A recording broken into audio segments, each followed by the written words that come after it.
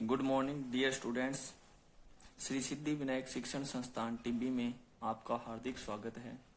आज हम पढ़ेंगे क्लास +1 मैथमेटिक्स का चैप्टर सेकंड, जिसका नाम है संबंध और फलन, relation and functions. Relation and functions क्या होते हैं, ये कैसे बनाए जाते हैं, इसके बारे में हम विस्तृत रूप से जानकारी प्राप्त करेंगे। संबंध और फलन चैप्टर सेकंड है, जिसमें हम पढ़ने वाले हैं समुच्चयों का कार्तीय गुणन, संबंध और फलन। तो आज का हमारा पहला टॉपिक रहेगा समुच्चयों का कार्तीय गुणन, कि समुच्चयों का कार्तीय गुणन क्या है, यह कैसे किया जाता है। लेकिन इससे पहले आपको समुच्चय के बारे में जानकारी होनी चाहिए। समुच्चय इंग्लिश में सेट भी कहते हैं, कि सेट होते क्या है, ये कैसे बनाए जाते हैं, यह आपने चैप्टर फर्स्ट में पढ़ लिया होगा, समझ लिया होगा। फिर भी हम यहाँ पर संक्षिप्त रूप से वर्णन करते हैं कि समुच्चय या सेट्स किसे कहते हैं। तो डियर स्टूडेंट्स, वस्तुओं के सुपरिभाषित संग्रह को सेट या समुच्चय कहते हैं। सेट या समुच्चय कहते हैं। यहां बात आती है कि सुपरिभाषित परिभाषा से क्या अर्थ है। सुपरिभाषित का अर्थ है वेल डिफाइंड। आप इसे इस तरह समझ सकते हो कि जिसकी परिभाषा एक ही हो। पूरे वर्ल्ड, पूरे यूनिवर्स में आप कहीं भी किसी से भी कोई भी बात पूछो, उसका आंसर एक ही मिलना चाहिए। जैसे यहां पर एग्जाम्पल के रूप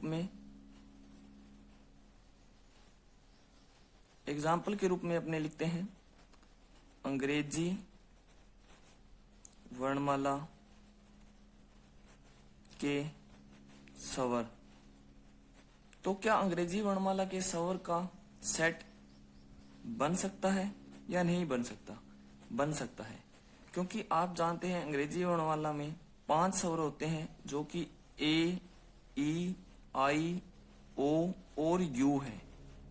आप पूरे वर्ल्ड, पूरे यूनिवर्स में कहीं भी चले जाइए, किसी से भी पूछ लीजिए, अंग्रेजी वर्णमाला के यही 5 स्वर आपको सुनने को मिलेंगे। इसी प्रकार हम कह सकते हैं कि इंद्रधनुष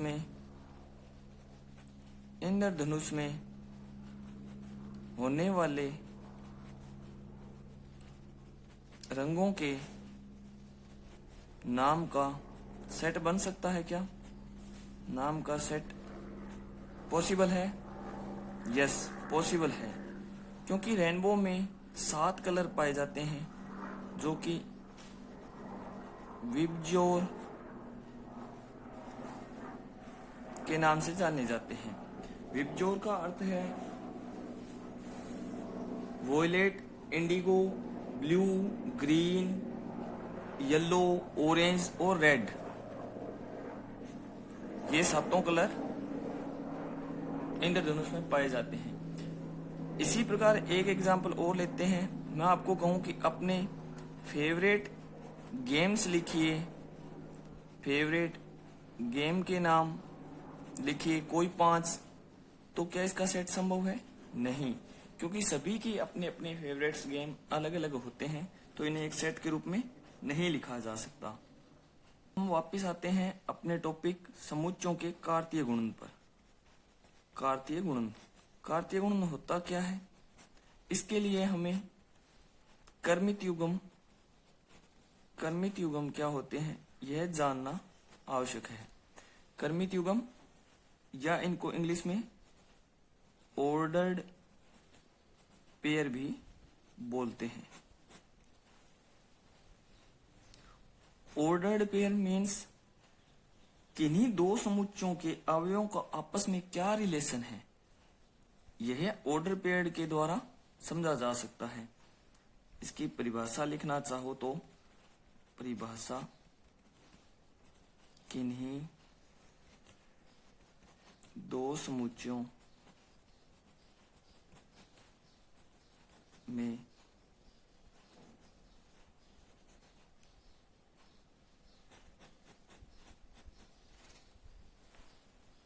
किन्हीं दो समुच्चयों में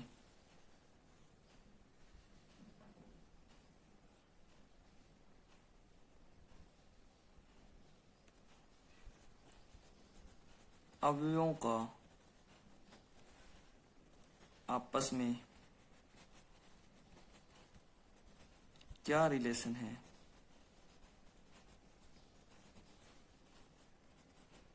इसी को कर्मित युग्म द्वारा दर्शाया जाता है कि किन्हीं दो सेट्स के एलिमेंट्स का आपस में किस प्रकार से रिलेशन है, यह ऑर्डर्ड पेयर के द्वारा समझा जा सकता है। एग्जाम्पल के रूप में हम कोई दो सेट लेते हैं, सेट ए और सेट बी। मान लो सेट ए में 3 एलिमेंट है जिनके नाम है 1 2 3, और सेट बी में पी क्यू 2 एलिमेंट है। तो यहां ऑर्डर्ड पेयर ए से बी में बनाना है या बी से ए में बनाना है, यह भी आपको ध्यान रखना होगा। अगर ए से बी में बनाना है तो एक का रिलेशन पी से भी होगा, एक का रिलेशन क्यू से भी होगा।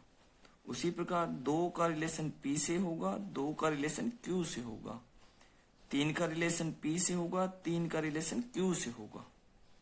ये मैं ए से बी और बी से ए में अलग अलग क्यों बोल रहा हूं रिलेशन के संबंध में? क्योंकि सेट में आप किसी भी युग्म जैसे 2 3 4 5 के एलिमेंट्स को आपस में चेंज कर सकते थे, 3 2 या 5 4 भी लिख सकते थे। लेकिन यहाँ रिलेशन के मामले में ऐसा नहीं होने वाला। रिलेशन में आपको किस सेट से किस सेट में रिलेशन बताना है, जिस सेट से आप चले हो उस सेट के एलिमेंट फर्स्ट आएंगे, और जिस सेट से आप रिलेशन शो करना चाहते हो उस सेट के एलिमेंट्स सेकंड नंबर पे आएंगे। ये बात आपको ध्यान रखनी है कि रिलेशन में आपको एलिमेंट्स का ध्यान रखना पड़ेगा। डियर स्टूडेंट्स, अब हम इनके कर्मित युग्म बनाना सीखते हैं। कर्मित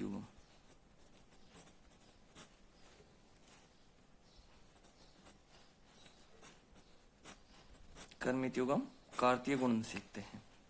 कर्मित युग्म ए क्रॉस बी डिफाइन करना है अपने को, ए क्रॉस बी ज्ञात करना है। ए क्रॉस बी का अर्थ है कि ए से बी में रिलेशन ज्ञात करना है। ए के एलिमेंट पहले नंबर पर आएंगे और बी के एलिमेंट सेकंड नंबर पे आएंगे, और प्रत्येक एलिमेंट का सेट दूसरे सेट के प्रत्येक एलिमेंट के साथ रिलेशन होगा। तो ए क्रॉस बी को लिखते हैं, एक का रिलेशन पी से भी होगा, एक का रिलेशन क्यू से भी होगा। तो हम एक के साथ पी को भी लिखेंगे एक युग्म के रूप में, और एक के साथ क्यू को भी लिखेंगे एक युग्म के रूप में। अब 2 का रिलेशन पी से भी होगा, 2 का रिलेशन क्यू से भी होगा। तो 2 के साथ पी को भी युग्म के रूप में शो करेंगे और 2 के साथ क्यू को भी युग्म के रूप में शो करेंगे। इसी तरह 3 का पी के साथ भी रिलेशन होगा, 3 का क्यू के साथ भी रिलेशन होगा। तो 3p और 3q भी युग्म के रूप में शो करेंगे, और इसे मंझले ब्रैकेट में बंद कर देंगे। डियर स्टूडेंट्स, यहाँ पे आपको यह बात ध्यान रखनी है कि आप पहले कौन सा सेट लिख रहे हो, उसी सेट के एलिमेंट्स पहले नंबर पर आएंगे, और जो आपने क्रॉस के बाद या सेकंड सेट लिया है उसके अवयव दूसरे नंबर पर आएंगे। क्योंकि ए क्रॉस बी इक्वल नहीं हो सकता बी क्रॉस ए के। यहां आपने बी क्रॉस ए निकाल कर देखते हैं। बी क्रॉस ए मीन्स अब सेट बी के प्रत्येक अवयव का रिलेशन सेट ए के प्रत्येक अवयव के साथ होगा। लेकिन अब सेट बी को पहले लिखा है तो सेट बी के एलिमेंट्स पहले नंबर पे आएंगे और सेट ए के एलिमेंट्स दूसरे नंबर पर आएंगे। तो P का रिलेशन 1 के साथ होगा, P का रिलेशन 2 के साथ होगा और P का रिलेशन 3 के साथ भी होगा।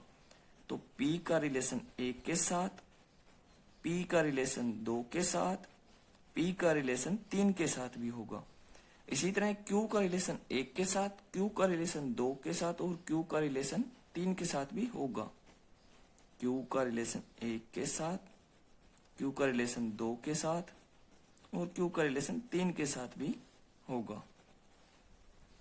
यहां आपको एक बात ध्यान देने वाली है कि A क्रॉस B और B क्रॉस A आपस में इक्वल नहीं है, लेकिन बनने वाले अवयवों या युग्मों की संख्या समान होती है। इसमें युग्म गिनते हैं 1 2 3 4 5 6, 6 युग्म प्राप्त हुए। इसी तरह B क्रॉस A में 1 2 3 4 5 6, 6 युग्म प्राप्त हुए। तो डियर स्टूडेंट्स, यहाँ पे ध्यान रखने वाली बात यह है कि A क्रॉस B और B क्रॉस A का मान या इनमें बनने वाले युग्म आपस में बराबर नहीं होते, लेकिन बनने वाले युग्मों की संख्या आपस में बराबर होती है। सेट A की संख्या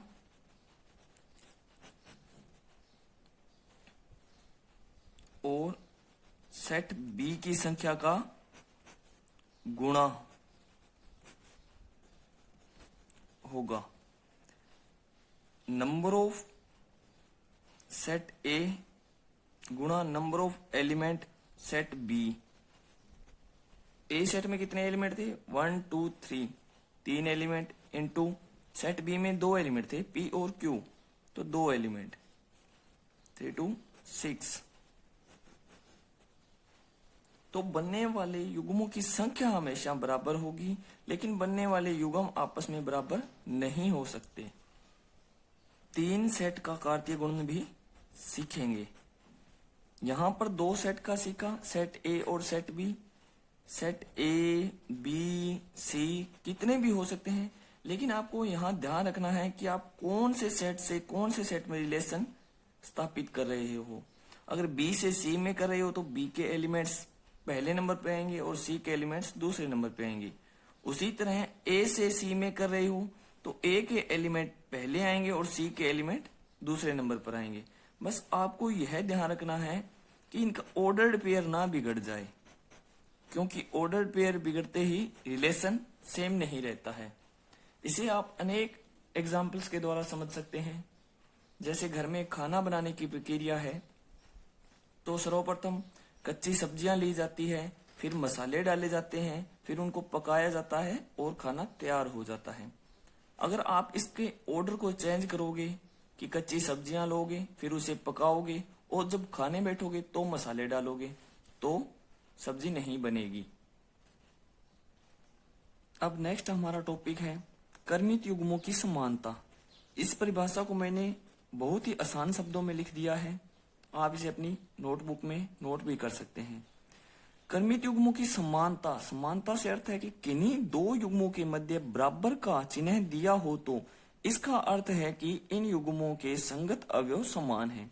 संगत अवयव से अर्थ है पहला अवयव पहले अवयव के बराबर होगा, कि युग्म पहले का पहला अवयव दूसरे युग्म के पहले अवयव के बराबर होगा और दूसरा अवयव दूसरे अवयव के बराबर होगा, दूसरा दूसरे अवयव के बराबर होगा। जैसे कि एग्जाम्पल के रूप में हम लेते हैं x + 1 y - 2। ये कोई एक युग्म दे दिया और बराबर का निशान लगाकर इधर दूसरा युग्म दे दिया। तो ऐसे युग्म में हमें x और y के मान ज्ञात करने हैं। तो युग्मों में समानता है, यहाँ पर बराबर का चिन्ह लगा हुआ है, अर्थात पहला एलिमेंट पहले एलिमेंट के बराबर होगा और दूसरा एलिमेंट दूसरे एलिमेंट के बराबर होगा। चलिए हम इसको लिखते हैं, x + 1 बराबर किसके होगा? 3 के, पहले एलिमेंट के, और दूसरा एलिमेंट y - 2 किसके बराबर होगा? 1 के। अब इन 2 समीकरणों से हम x और y के मान आसानी से निकाल सकते हैं। इक्वेशन 1 को हल करते हैं, x + 1 बराबर 3 है, 1 इधर चला जाएगा, तो x बराबर 3 - 1 बराबर 2, x का मान आएगा 2। इसी तरह इक्वेशन सेकंड से y - 2 बराबर 1 है, तो -2 इधर जाके प्लस का 2 हो जाएगा। तो y बराबर 1 + 2, y का मान आ गया 3, x का मान 2 और y का मान 3। अगर युग्मों में समानता है या युग्म आपस में बराबर दिए गए हों तो हम x और y के मान। डियर स्टूडेंट्स, प्रश्नावली 2.1 के यहां पर आज हम कुछ सवाल करेंगे। तो पहला क्वेश्चन है आपके, यदि x/3 + 1, y - 2/3 is equal to 5/3, 1/3, ये कोई आपको दो युग्म दिए गए हैं, तो x तथा y ज्ञात कीजिए। x और y की वैल्यू ज्ञात करनी है। मैंने आपको अभी बताया था, जब युग्म बराबर या इक्वल दिए गए हों तो उनके एलिमेंट्स, संगत एलिमेंट्स बराबर होते हैं। पहला एलिमेंट्स पहले के बराबर होगा और दूसरा एलिमेंट्स दूसरे के बराबर होगा। तो x/3 + 1 किसके इक्वल होगा? 5/3 के। और y - 2/3 किसके इक्वल होगा? 1/3 के। तो यहाँ पर दो इक्वेशंस बन गई अपने पास। इनसे अपने आसानी से x और y के मान ज्ञात कर सकते हैं। इक्वेशन फर्स्ट को सोल्व करते हैं। x/3, ये 1 इधर आके माइनस का हो जाएगा। 5/3 - 1, x/3 सेम बराबर। एलसीएम लेना लगभग सभी को आता ही होगा, छोटी क्लासों में हमने सीखा है। तो ये हो जाएगा 5 - 3/3, x/3 बराबर 5 में से 3 गए 2/3। एलसीएम अगर निशान बराबर का हो बीच में तो एलसीएम आपस में कट जाता है। तो x की वैल्यू हमें क्या प्राप्त हुई? 2। इसी प्रकार इक्वेशन 2 से हम y की वैल्यू ज्ञात कर सकते हैं। y, ये माइनस का 2/3 उधर जाके प्लस का 2/3 हो जाएगा। 1/3 + 2/3 हो जाएगा। y बराबर एलसीएम 3 ही आएगा। 1 + 2, y बराबर 3/3 कट कर 1 आ जाएगा। y की वैल्यू 1 आ गई, x की वैल्यू 2 और y की वैल्यू 1 आ गई। यही हमारा आंसर है। दूसरा क्वेश्चन देखते हैं।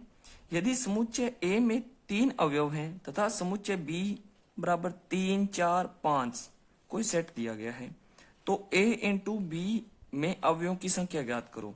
यहाँ A × B में एलिमेंट्स की संख्या पूछ रहा है, नंबर ऑफ एलिमेंट्स ज्ञात करने हैं। तो मैंने आपको बताया था, यहाँ पर अपने को युग्म बनाने नहीं है, नंबर्स ऑफ एलिमेंट ज्ञात करने हैं, एलिमेंट्स की संख्या ज्ञात करनी है। तो number of element set A cross number of element set B, यही तो फॉर्मूला था एलिमेंट्स ज्ञात करने, एलिमेंट्स की संख्या ज्ञात करने का। तो सेट A में ये क्या कहता है? 3 अवयव हैं, 3 एलिमेंट्स हैं, इनटू सेट B आपको ये दिया गया है 3, 4, 5। यहाँ पर नंबर ऑफ एलिमेंट्स कितने हैं? 1, 2, 3। तो 3 बराबर कितने आ गए? 9। यहाँ A क्रॉस B का संयुक्त रूप से पूछा है, तो यहाँ पर लिखोगे number of element A cross B बराबर 9। यही हमारा आंसर होगा। यहाँ पर अपने युग्म बनाने नहीं है, ओनली युग्मों की संख्या का पता करना है कि कितने नंबर ऑफ एलिमेंट्स हैं। एलिमेंट्स का पूछा है यहाँ पे, तो 3 एलिमेंट सेट A में दिए गए हैं और 3 एलिमेंट सेट B में हैं, तो दोनों का क्रॉस मल्टीप्लाई हो जाएगा और आंसर 9 आएगा। क्वेश्चन तीसरा देखते हैं। यदि G बराबर 7, 8 और H बराबर 5, 4, 2, तो G क्रॉस H और H क्रॉस G ज्ञात कीजिए। Very simple, G cross H का पूछा है। तो डियर स्टूडेंट्स, मैंने आपको बेसिक में बताया था कि जिस सेट को आप पहले लिखते हो क्रॉस से, उसके एलिमेंट्स भी पहले आएंगे, और जिस सेट को आप क्रॉस के बाद लिखते हो उसके एलिमेंट्स बाद में ही आएंगे। तो यहाँ पर G के एलिमेंट 7, 8 हैं और H के एलिमेंट 5, 4, 2 है। तो G से H में रिलेशन ज्ञात करना है या G क्रॉस H ज्ञात करना है, तो प्रत्येक अवयव का प्रत्येक अवयव के साथ रिलेशन होगा, ये तय है। तो 7 का रिलेशन 5 के साथ भी होगा,